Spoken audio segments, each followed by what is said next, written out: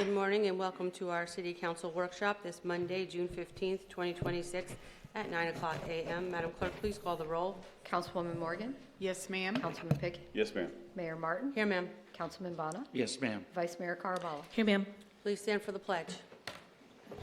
To the flag of the United States of America and to the republic for which it stands, one nation, under God, indivisible, with liberty and justice for all. Non-public to be heard. Would anyone like to address the council? Seeing no one, I'll close public to be heard. Moving on to resolutions. 5A, Resolution 26-R42.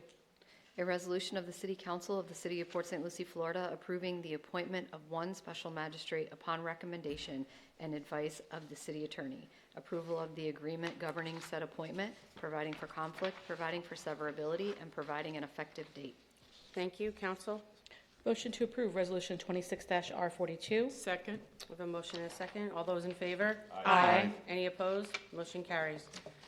Item 6, new business. 6A, P24-185, update to City of Port St. Lucie comp plan.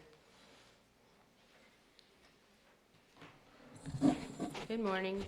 Good morning, Madam Mayor, Council, Mr. Manager, and staff. Mary Savage Dunham for the record.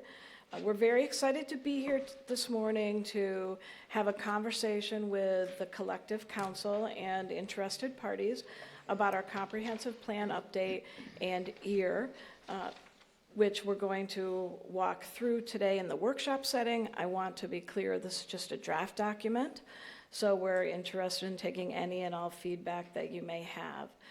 Now, as we get into it, and we've been working on it with Inspire Placemaking, they've been partnering with New Urban Concepts for our consultant team. Bridget Keene is the project lead, and Sophia Trail has been instrumental in this effort, so I'll be turning it over to them shortly. But I do want to stress to the council that, first of all, this update was done through the lens of SB 180. And so while normally with a comprehensive plan, it's your guiding document for the city to go hand in hand with your strategic plan and how do we get there, we also have to be sure that we're remaining compliant with the legislation. And so we can't make dramatic shifts, not that we would, but there's nothing in here that is a dramatic deviation or that we deem to be substantially more burdensome to the community. And of course, when it goes to the state, they'll review it as well and provide comments. What we did do is collectively review of many inputs, including what has the city been doing now, what are our current initiatives, are they reflected within the comp plan? If they aren't, we want to be sure that they are. We also made sure to be mindful of the policy directives that we've gotten from the council relative to perhaps transportation connections, or as we work through new developments, making sure we have those infrastructure commitments up front instead of at the end of the project. And we look to make sure that we have goals and policies in the comp plan that support the directive that the council has given us.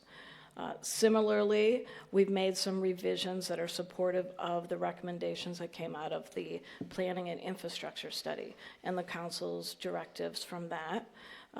And other work that we've incorporated, made sure that we're consistent with, is the mobility plan and the parks master plan. And then a recent add-in for us during this process is to make sure that we're poised to be aligned with opportunity zones. And if those types of opportunities come up for the city, that our comp plan is consistent with those, and we have tools and mechanisms in place to really take advantage of any funding or grant opportunities that may come our way. And so through all of those different perspectives and lenses, we now have a draft document. It is all in your backup. We're going to give a very high-level presentation because a lot of the changes were just edits or updating names of agencies or dates. So some of those things we won't get into. We're going to try to stay very high level. The team is here to answer any questions that you may have. And with that, I would like to ask Pat Tyjeski to come up and walk us through this. Madam Thank Mayor. you. Yes. Mary, just a quick comment before Mr. Teske takes the dais. I just wanted to talk more about the undue and burdensome portion of the requirement of SB 180. And because the public has an immense responsibility placed on the city and this council in regards to proper planning the future of the city. We're criticized often for this quote-unquote not planning the city properly and making sure that our comp plan is mirroring what they want, not necessarily what our council even wants, what they would like to see. And in our conversations, I know that many of the things that I brought up, you were telling me that because of this vague language in SB 180 of undue and burdensome, legal has said this provision could potentially bring on future lawsuits. So what I would love, council, as well, Mr. City Manager, is before we close out with the team for our comp plan, I would love to have draft suggestions of what staff would have liked to have put into our comp plan, because my goal would be that in next year's session, when we bring on, especially there's going to be an election, new legislators are going to be coming in, and I think it's important with them to share the challenges of this comp plan amendment and to see if there could be clarification provided in future legislation to clear up this undue burdensome issue, which is not just a Port St. Lucie issue. It's going to be a statewide issue, and it already is. And in order for us to have appropriate planning and meet the expectations of our residents, we have to get that clarified. And so if council, if you're okay with that, I would really request that by the close of this, that our advisors provide us a draft of what would they have liked to have put into this comp plan as recommendations. Okay. That they couldn't, if you guys are okay with that. Thank you. I'm fine with that. Thank you. Good morning. Good morning. My name is Pat Chayeski. I'm a principal with Inspired Placemaking, and I'm going to take you through a PowerPoint that may seem a little bit repetitive, but for the benefit of the public, we're going to go through the whole process again. So in the PowerPoint, we're going to do a little bit of introductions, which Mary started already. We're going to talk about the plan update. What is a comprehensive plan? Why do we have to update it? Then we're going to talk about community input, what we have heard from the community so far. Then we're going to go into detail to review the plan changes that we're proposing, and then we'll close with the next steps. So as Mary mentioned, we have been working very closely with Mary, Bridget, and Sophia, and the Inspired team includes myself as the project manager and Gabriela Castro. She's here today. She's the deputy project manager. And we have other planners in-house that have been helping with collecting data, developing goals, objectives, and policies. We are also working with Jonathan Paul, who you know really well. He has been working with the city on the mobility plan and fee, so he was responsible for preparing the transportation element to ensure consistency with all the work that he has been conducting. So let's look at the timeline to see where we have been so far. So we started in the end of 2024. We had a kickoff meeting with staff and the department heads.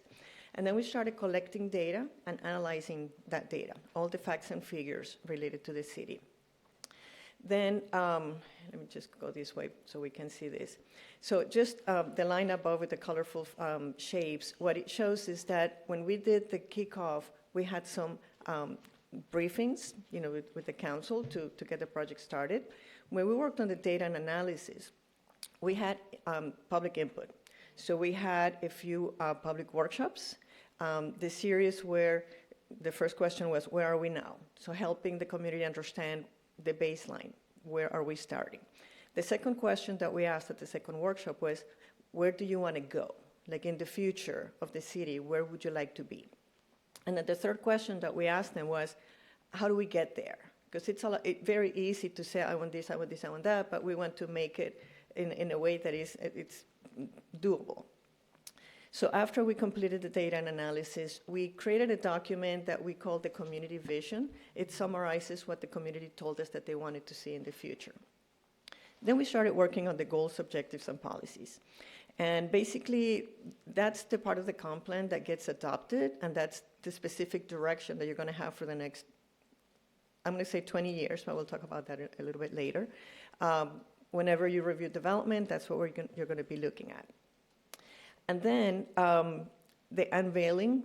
So we have a draft. It's, it has been revised and it has been refined. And now we're entering the adoption phase. So the adoption phase, basically we had council briefings. We're going to have public hearings, one with the Planning and Zoning Board, and then we're going to have 2 hearings with the City Council. One thing that I need to notice here is that we are planning to have the first hearing with the council in July. Then you see that the next one is not until October. That's because after the first hearing, we transmit that plan to the state. They take 60 days to do that review, and then it comes back for the adoption hearing. That's why there is a big gap between those two. So the plan update. So what is a comprehensive plan? So basically it's your blueprint for growth. It's the document that includes the guiding principles that you're going to use for making decisions related to development. So the state statutes require every jurisdiction in the state to have a comprehensive plan, and it has a list of required elements. Now, we have a couple more than the required elements, and those are the optional elements, but in total we have 11 in the city. And why are we updating it now? So in addition to requiring every jurisdiction to have a comprehensive plan, they also say that every 7 years you have to look at it, assess it, and determine if you need to make changes. The way we do that has changed over time, but in the last few years, the way they are doing it is that they give you a date. Our date is September 1st of this year. You have to send a letter to the state saying, we have looked at our plan and we have determined that we need to make some changes. And then the state tells you, okay, you have 1 year to make those changes. 1 year is enough to update a comprehensive plan, but it's not enough to have all the community input that we wanted to have. That's why we started way ahead of that deadline of that letter. So the last time that you had a major update, data and analysis, the whole thing was in 2012. You have had updates since then, but it's more like adjustments here, adjustments there. But it was about time to do a full update. And then the statutes have changed a lot in the last few years. We needed to make sure your plan reflects those statutes. And then you have been working on that mobility plan. We needed to reflect those changes in the plan too. And you worked on a Parks and Recreation Master Plan. You had the, different plans that you have worked in the few years that we needed to incorporate into the plan. So that's why we're doing this update at this time. Whenever we do a comprehensive plan, and I mentioned we started with data and analysis and the baseline. So the first thing we have to look at is population. Where are we now and where are we headed? So your population right now is about 267,000. And the state tells us that when you do projections, you have to base those projections on what the state tells the county their medium projection is going to be. And that's the minimum that you have to use, the medium projection. So we do some calculations to figure out your share based on the counties and then come up with that medium projection. But we also look at a medium, high, and a high, because the city of Port St. Lucie has been growing tremendously in the last few years. So we wanted to make sure that we had a more feasible number to plan for. So we decided to go with the medium high. And for the 2050 planning horizon, we see that we're going to be exceeding 400,000 people.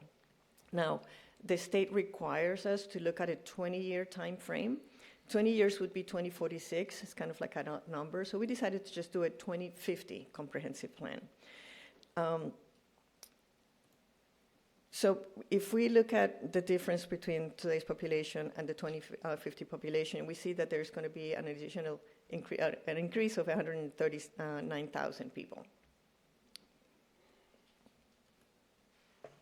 So community input. I mentioned that we started this early because we wanted to hear from the community. So I'm going to go through a summary of what we heard. So we started in November of 2024 with an online survey. We had a dedicated project website, and we started with just a basic survey asking people their familiarity or how much they used the comprehensive plan, if they knew what that was. Then in December of 2024, we started with stakeholder meetings. Stakeholders are those people that are more familiar with the comprehensive plan, more familiar, or it's as their jobs, they do development in the city. So we invited people from different groups. Some of them were from City University. We invited developers, land use attorneys, citizen advisory board members, realtors, economic development council, So it was a very long list. We sent an email to all those people. Then in January of 2025, we had the first workshop. In February, we had the first Citizen Summit. So we had a captive audience. We had booths set up so that people could come and give us input. In February, we had the second workshop. So this is when we asked them, where do you want to go? In February of February 2025, we had Fam Fest, so staff set up booths at this event, and they also had a captive audience, and they were able to obtain some input. Then, in April of 2025, we had the third workshop. That's when we started working on the strategies, the policies. And then in February of this year, staff went back to the Citizen Summit and got some additional input. So what did we hear? So we have a document that staff has uploaded to the website, but this, in just one slide, what we heard was, number one, as you know, most people are afraid of growth. Some people told us just stop growth. We don't want to change. But we can't. People are coming, people love this city, and the only solution is we're going to have to grow, but we're going to have to grow responsibly and strategically. So that was, people realized that, okay, if we have to plan for 400,000 people, let's make sure that we do it in a manner that is not going to impact whoever is here already. The second one was establish a sense of place. People kept talking about, we don't have a downtown, we don't have, the place where you have your events. And we understand why. I mean, you're a newer city, you don't have the historic downtown. But let's see how we can accommodate that in your city form today. Diversifying the local economy. We heard from so many people saying, I hate having to drive to West Palm Beach for work. I hate having to leave the county or the city for work. And we would like to have a more complete community in Port St. Lucie. Transportation. So we heard a lot about people saying it's a pain having to go from east-west, the traffic, the delays. We need to make sure that our transportation system is more balanced and inclusive. And we understand that, we have limited facilities, but, how can we make it work? Housing, everybody talks about affordable housing nowadays, and it's true, it's happening everywhere. So we talked about housing diversity. We knew that you have established neighborhoods that we're not going to be changing anything, touching anything, but in terms of, where in the city could we accommodate a little bit of housing diversity to improve that affordability? And the last one was, people are very proud of their parks and open space. The city has done a tremendous job making sure that you foster that creation of the open space and preservation of open land. So they wanted to continue that and expand it. So let's talk about the plan changes. So I mentioned it's 11 elements. So first we're going to talk about the comprehensive changes, and then we're going to go one by one. So the first thing we did was we extended the plan to 2050. And one thing that I wanted to mention, going back to that 400,000 number that I showed earlier. So whenever you plan for 20 years down the road, you know that you may be way off or you may be right there, but there's a lot of changes that could happen in 20 years. That's why the state says you have to update it every 7. So even though we're saying we're going to grow to 409,000 by 2050, in 7 years, you get to revisit that and see, well, yeah, it looks like we're trending that way, or no, we're lower, or maybe something happened that it's, making it, an increase. So don't get too scared with the 400,000 at this point, because we get to look at it again in 7 years. But right now, we're planning for 2050. So we needed to incorporate all the state requirements. I mentioned that we needed to incorporate the mobility plan, the parks master plan, and the planning and infrastructure study. We also, throughout all the elements, we wanted to support economic development and preservation of open space, because that's what the public said. And we also needed to make sure we stay compliant with Senate Bill 180. That's the Senate bill that tells all the jurisdictions in Florida that you cannot adopt anything that is going to be more burdensome to somebody else. And they don't specify what burdensome means or to whom, but we have to be careful with that. So when we think about the comprehensive plan, it plans for 20 years down the road. And in order to know, what we're going to look like in 20 years, we know we're going to have about 400,000 people total. Can we accommodate them with the land that we have today, with the housing that we have today? So we know that we have some large developments that have happened on the west side, and they have gotten some entitlements already, those planned unit developments. We also know that being a GDC community, we have a lot of single lots throughout the city. When you look at the vacant lands map, which is on the screen, you see the little dots all over the place. All those lots could be developed tomorrow if people want it. They don't need to go through any extensive process. They can just do it overnight. So we know that based on the 400,000 people, we need 44,000 dwelling units by 2046. But we already know that there are 41,000 already committed, already coming online. So we only have to worry about 3,000 units in the future. So starting with the first element, this is the future land use element. This is the element that tells you how you're going to grow in terms of land use, where residential is going to be, where industrial, commercial, where the jobs are supposed to be, open space. And the changes that we made to this element refer to the land use categories mainly. So as you know, the future land use element has a future land use map. It's similar to the zoning map, but it's a little bit more generalized. And in one land use category, you may have several zoning districts. So the zoning goes in way more detail. But one of the land use categories that we already have in place is the planned industrial park. So basically what we're doing with this category is opening it up so that we can accommodate more industrial, manufacturing, logistics, warehouse distribution, research and development, and some of the industries that the city has decided that those are our targeted industries. So what we want to do is to expand opportunities to do something similar to what Southern Groves has done, by opening it up for other properties. And going beyond just working with the category, staff plans to create a zoning district to go with it. So people don't have to go through PUD necessarily to build in this category. So some of the characteristics, you have to have at least 30 acres to do anything with this. We would be allowing a maximum height of 75 feet, and up to 15% would be multifamily housing. When you have an industrial category, you don't want to open it up to all commercial because you want to preserve it for industrial. So there are some limitations to that. Another land use category that I want to talk about, and this is actually two, but they're going to be brand new. We don't have this in our comprehensive plan today, but we're proposing to create Activity Center 1 and Activity Center 2. So Activity Center 1 basically is to implement the Walton and 1 master plan. It's supposed to include a mix of uses, so we're going to have large-scale recreation, we're going to have civic, hotels, multifamily, retail, restaurants. It's intended to be the heart of your city, like the place to go, the place that could become that identity that people are missing. And then the types of parameters that we have for this land use category include that you have to have at least 3 uses. One of them has to be residential. Maximum height is going to be 120 feet, and the maximum density would be 25 dwelling units per acre. So this one is specific to Walton and 1. There has been a lot of planning going on into that property, so we know that these numbers will accommodate that development.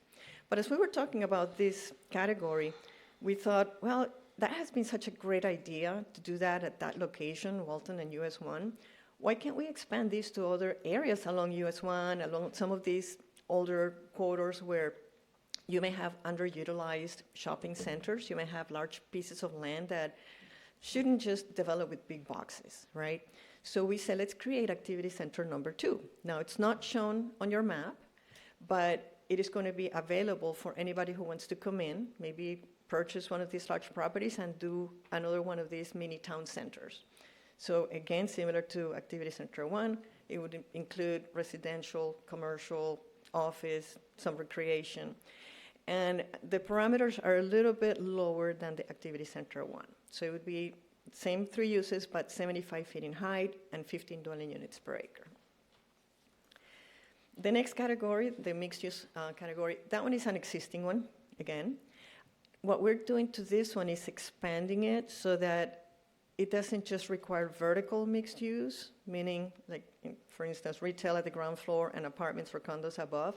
We're opening it up so that it includes horizontal mix of uses. Now, Annexations, it's a topic that we hear about almost every day, and we know that a lot of land, especially on the west side, we have people who would like to annex it into the city, and most of the community, they're concerned that if you annex these people, how are they going to impact our quality of life, or it's expanding the footprint of the city. How are we going to expand transportation to those areas? So we're including some new policies to address new annexations, and these are voluntary annexations. So we want to make sure that they do a traffic study and a right-of-way needs assessment so that we know how that transportation network is going to grow. We want to look at the mix of uses. We don't want it to be just residential. We want it to include some non-residential uses, and we're putting that at 20% right now, and it was a recommendation that came from the Planning and Infrastructure Study. We want to encourage a grid roadway network, not so much the cul-de-sacs and the spaghetti subdivisions that interfere with connectivity. We want to make sure that wildlife corridors and open space are preserved. We don't want properties to come in and develop from one side to the next. We want to make sure that they include that open space. The future land use designations that they want, we want to see those in the annexation maps. Fiscal impact assessment of the proposed annexation, that's something that the city would like to require. And then ensuring that the parks and recreation land is provided at a level of service as it was recommended in the Parks and Recreation Master Plan. When we get to recreation, we'll talk about this again. But so we're saying voluntary annexations should comply with the level of service of 8 acres per 1,000 population, which is what the Parks and Recreation Master Plan recommends. So let's move to the second element. So it is the transportation element. And this is probably one that you have been more familiar because you have been talking about mobility for the past few years. So number one, continue the implementation of that mobility plan and mobility fee. We're not proposing any changes to the level of service, which level of service, when we think about that, is how fast, how comfortable cars move on the roads. However, in the future, like if any levels of service need to be changed, it has to be coordinated with, the Transportation Planning Organization, FDOT, and the county. Now, something that we're introducing is the quality level of service. It's not going to be a requirement, but it's going to be something that you can use whenever an annexation comes in or whenever somebody's going to develop a subdivision. Making sure that streets are designed for all modes of transportation, not just vehicles. It's not about just moving cars fast. It's making sure that everybody's safe, whether you're walking, biking, or driving, or taking public transportation. But again, it's not going to be like a regulation type of standard, like LOS is, level of service. And then something else that we want to make sure is that the transportation map series is more available to the public and they're kept updated so people know, has the level of service changed? Do we have new intersections? Do we have new roads? So that's something that staff is committing to doing in the next few years.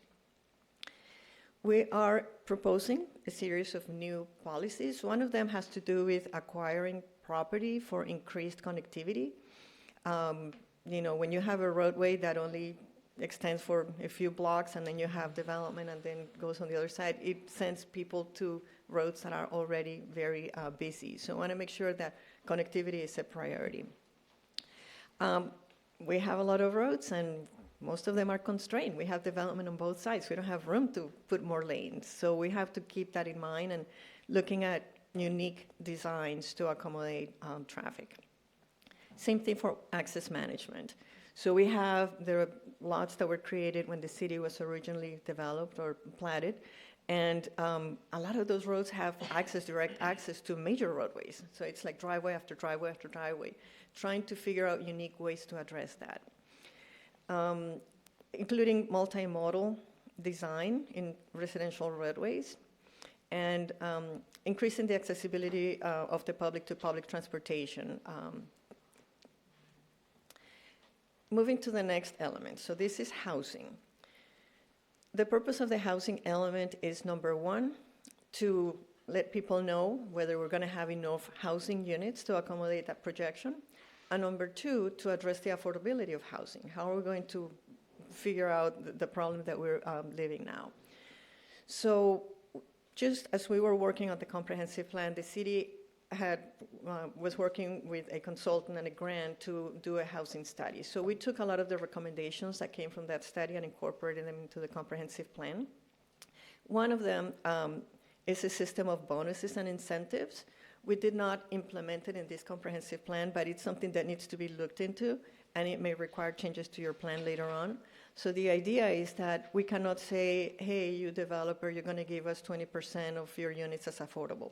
It has to be a give and take. It has to be something more like, if you give us 20% of the units or 15%, and you can decide, what kind of income level, we can give you additional density or intensity or, incentives to make it happen. So that's something, there are policies that say that we want to look at that and implement it in the future. There's a policy that talks about amending the land development code to allow a wider range of units in the appropriate districts. So it's not like we're going to go into an existing single-family home neighborhood and say, now you can have townhouses and apartments and condos. No, it's like looking at the zoning, trying to see where else we could accommodate some of these diversity of housing. And some of it is being done with the Activity Center 1 and Activity Center 2. Another policy is to continue supporting partnerships with other agencies that help with the provision of affordable housing. And then also using that incentive tool along the corridors that we talked about earlier. Infrastructure. So this element talks about water, sewer, drainage, solid waste, and aquifer recharge. So as you know, it's not just one entity, one system of utilities. The city serves areas outside the city, other providers serve areas within the city. So this is the element where we explain all that. Two main things here. Number one, we have to look at availability of water, and that goes in conjunction with your water supply plan. And number two, levels of service. And that is something that we have been working with the utilities staff to update the levels of service. So we are updating the water and sewer levels of service. There is a new a policy that talks about requiring new development within the service area where the services are available to connect to central sewer. And this has been a directive that came all the way up from the state too. Encouraging development to incorporate open space. And then we removed the policy related to a project that had already been implemented, and we did that throughout the plan. The next element is actually a combination of two required elements, conservation and coastal management. So here is just continuing to protect, continuing to make sure that we protect those valuable resources. We had an issue with hazardous waste disposal capacity, so we need to be working with the county, trying to figure out how that's going to work in the future. 20 years is not a problem in the next few years, but it may become an issue later on. Prioritizing the conservation or low-impact development of areas where you have poorly drained soils, like floodplains, wetlands, or near-surface water. So it's continuing the same regulations that we have had, but making sure that they're enforced. And then advancing strategies to reduce the vulnerability to sea level rise, storm surge, and flooding. And, there are, again, directives that come from the state that talk about density in coastal areas. And even though we don't have a coastal on the ocean, we do have a propensity to get effects from the ocean and in the river. And then the last one here is just incorporating the Naturally PSL Green program into the comprehensive plan.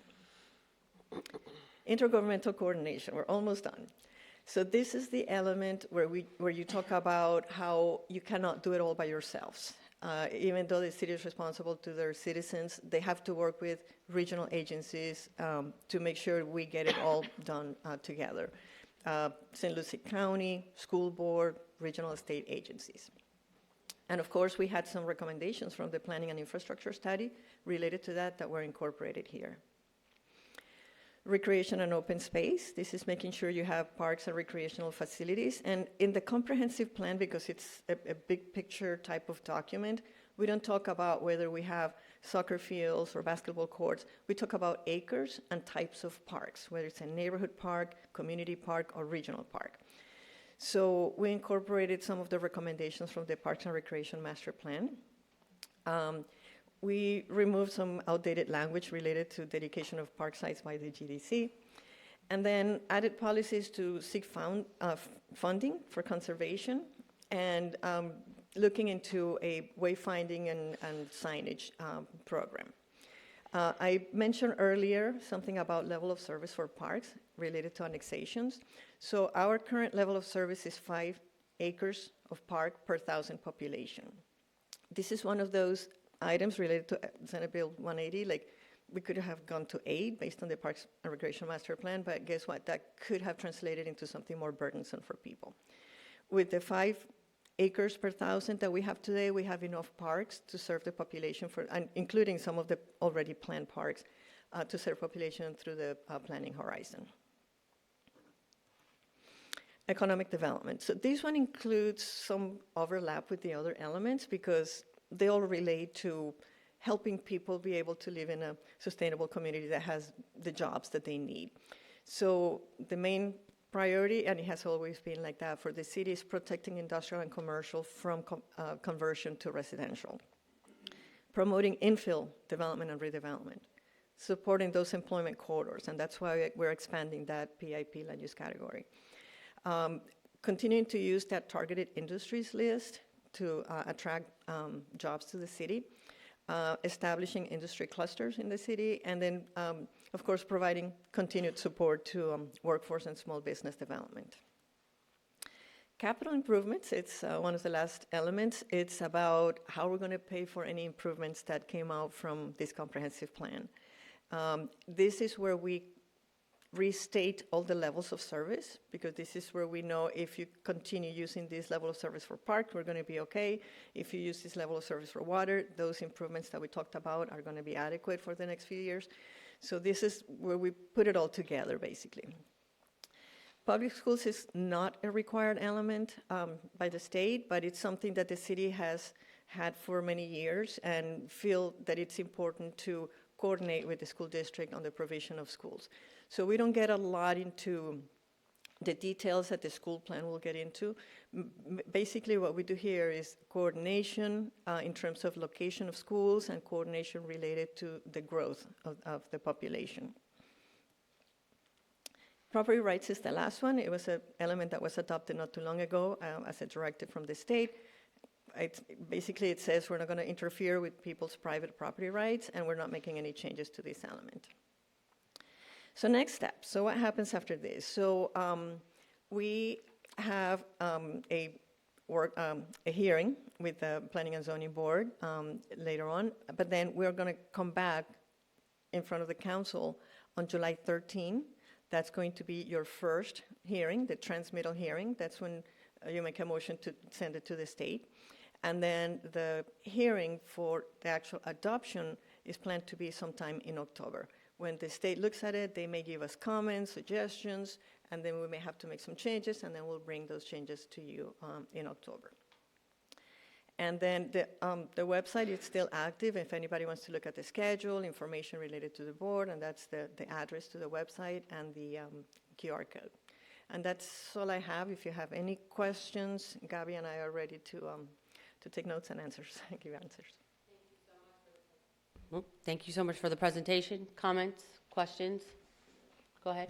Pat, thank you for the presentation. One thing I'd like to see changed, I think I like everything that's in there, but I would like to change the words encourage to require. Because the require has a little bit more teeth than the encourage. Yes. We are at the encouraging phase now with some of our developments out west, and they're not so forthcoming in putting the roads in. So I would like to see those words changed from encourage to require. That way we get exactly what we need up front, and we're not fighting the battle long term. I don't want to lock any other council's hands, tie their hands, where we have the opportunity to make that change now. Yeah. So. I agree with you. I don't like the word encourage. Having worked in the public sector as staff, I hated that word because it was like, I can ask them as many times as you want, but if they aren't going to do it, I don't have anything, in my hands to do it. Senate Bill 180. If we start requiring things, people are going to be flying here with lawsuits saying, you just made that more burdensome. We wish we could make a lot of these things more, like with the voluntary annexations, we can do it because you don't have to come. I mean, it's only if you want to come. I'm But if you're willing to already fight living, that battle, because we're fighting it now. okay. So I'm willing to fight that battle. I'd very much like to see encouraged to require. And that's something that, we work with several jurisdictions in the state.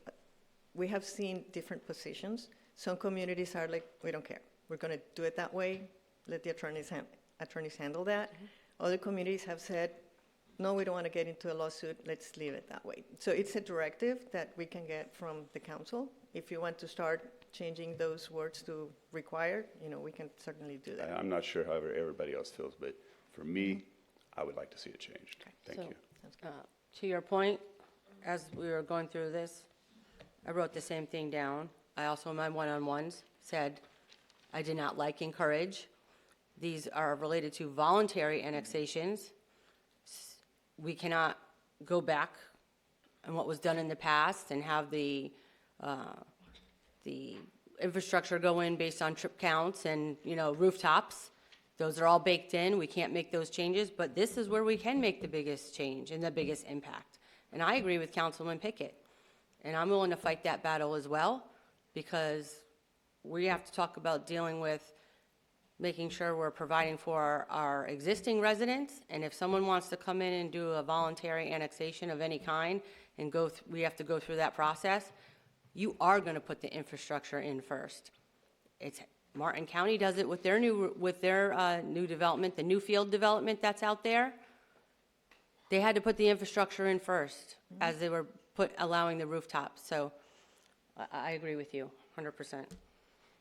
And Yeah, then, these are the slide, it's not on the screen, the one that relates to the voluntary annexations. A lot of them say require. The only one that says encourage is the grid roadway network, but that can certainly be changed. that's the most important part. It is. And it's the battle that we've been fighting for many, many years. So to not make that a requirement to me, doesn't make any sense. Anyone else have any comments? Okay. And I think that's, just to kind of close out the discussion, I think that's something that we have to make the decision on as a board is, the reality is any of those items that we put in could be challenged legally. And some of them, I think they are a fight worth fighting for. I think if because the vagueness of the language from the legislator provides anything in the gray to be challenged, does that mean that we should sit with our hands tied and not do what's right? And let the burden be placed on them to prove that this is burdensome in a sense. Right. And let them tell the residents that, oh, by the way, I'm not going to do what I need to do to build that road because I think this is burdensome. I want to come into your community. I want to make money. I want to profit. But no, that's too burdensome for me. So I welcome that future conversation, and I'm willing to look at some of those changes. I did request the draft recommendations. We're going to put it before planning and zoning. We're going to put it before us again. If you could provide those recommendations and allow us and the Planning and Zoning Board to go through that process, if we look at them and decide if we want to add back any of those, that'd be greatly appreciated, because I, like you, Mayor and Councilman, I was very frustrated by some of the things that I know that we've discussed wanting to see change in the comp plan, and because of this vagueness of the language, and I appreciate legal taking a conservative approach, we might need to push back a little bit while we continue to ask for clarification on the language. And I think both is fair. Some other comments that I have is, as we meet with the public, and I know you're limited, but this doesn't just go for this particular meeting, it goes for future meetings. How do we approach the subject of asking them open questions and then not providing them clarification of what the outcome is going to be? So for example, there's this huge discussion in the state of Florida right now about affordability. And you could point to property taxes, and you could point to insurance and all these other factors. But most of the affordability comes with what capitalism is. It's demand. If there's not a demand, housing price is going to increase. How do you deal with demand? You increase the number of units. So in one sense, our residents have clearly said to me, to everyone, to this particular discussion, we don't want any more growth. right? But at the same time, we're making a commitment within the actual comp plan to address affordability.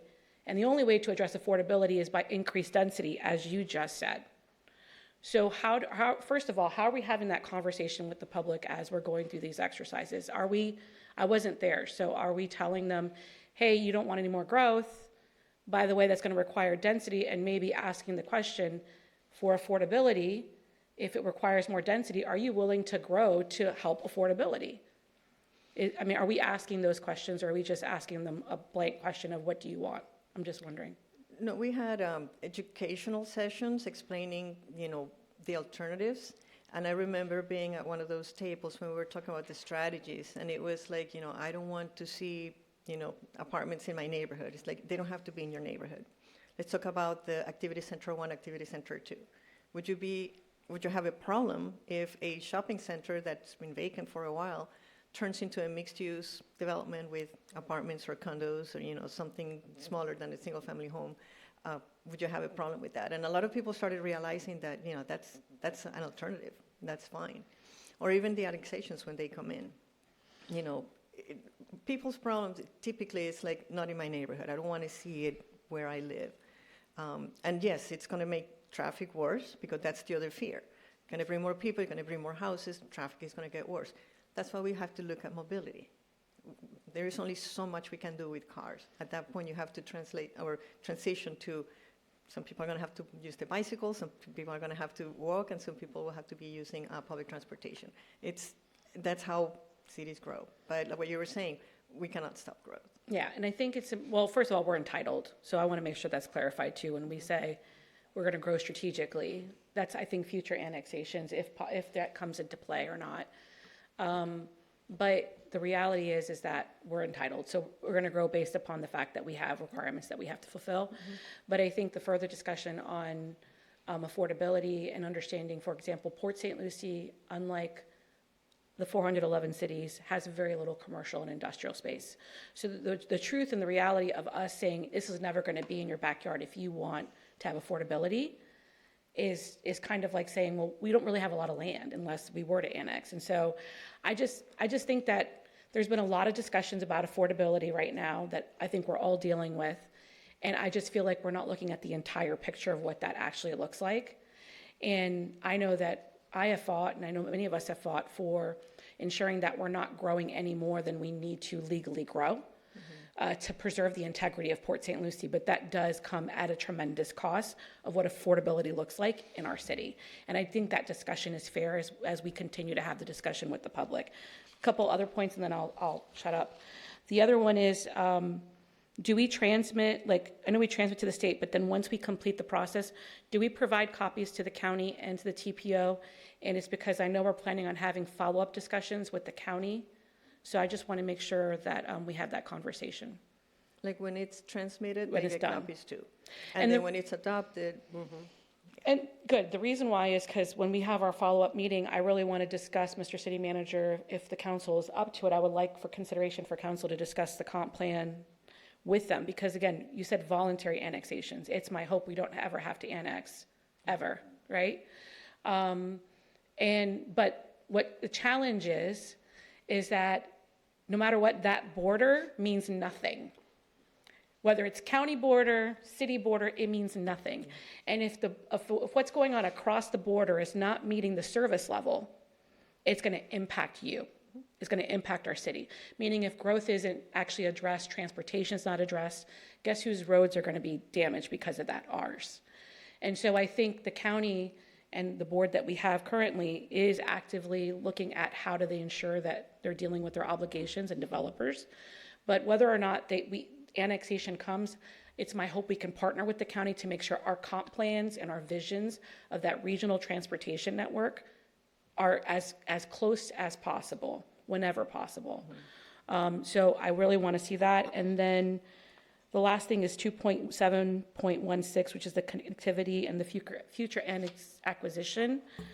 I'm all for that because I do think we need to look at connectivity, but Mr. City Manager, I think we need to look at the future of connectivity.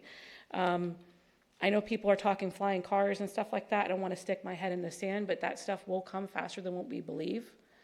and where we're looking at the taxi models that are occurring in certain parts of the world. I think we've made jokes that I'll never take a little flying helicopter taxi in my future. But the truth is, those things are coming, and that is the future of transportation. And as we get acquisition of lands, I want to be thinking 20, 40, 50 years out of what the needs of the city are going to truly be, not just clip cuts for additional lanes, et cetera, et cetera. Thank you. And to that point, going back to the requirement of the roadway network, I also wrote down requiring those multimodal facilities, sidewalks, and bike lanes, because that's what we talk about in TPO. We can't, all the time, we talk about the long-range plan and where we can address pedestrian and bicycle issues as well, and we know we're very limited here because of the way we were planned and our roadway network is, but we have added those bike lanes and multimodal paths in other areas where we can add them.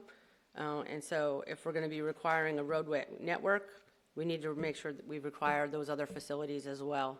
So, and I agree that, the transportation is going to change. We've already seen it change. We're going to continue to see it change as more technology advances. So we have to get ahead of that going forward. Any other comments, questions? Okay. All right. Thank you. Yes, Madam Mayor, if I may, Ms. Keene would like to add a few comments in response. sure. Good morning. I wanted to just address the issue of the density. So we didn't look at changing density in your RL or the existing land uses, but when you get to Right. the activity center, activity center 1 is 25 dwelling units per acre. Activity center 2 is 15 dwelling units per acre. And then the multifamily would allow 11 dwelling units per acre. And obviously, out in Southern Grove or the Tradition area, that's 1 to 35 dwelling units per acre, depending on which land use sub-district is in. But we didn't look at trying to change what the RL, because those are existing neighborhoods. So we did try to put it into the newer land uses, or the land uses we could make changes to. Madam Mayor. Yes, And I appreciate that, Bridget. I just think, and you did exactly what, number one, you would normally do, right? You'd create density and intensity in the areas that make sense. And I think that it's a very real conversation we have to continue to have, because, for example, with Walton and 1, we have, I think it's up to 10 stories that can go in Walton and 1 according to what's been approved in the master plan. Looking at that way, I've already had residents say, well, I don't want to see us go up. I don't want to see height. Well, how do you deal with this affordability issue that everybody wants us to deal with, and not deal with the fact that you have to look at density? You have to look at these things in order to be able to create affordability, or to do those transactions that you just said earlier in regards to density bonuses and all these things that people would like to see for affordability.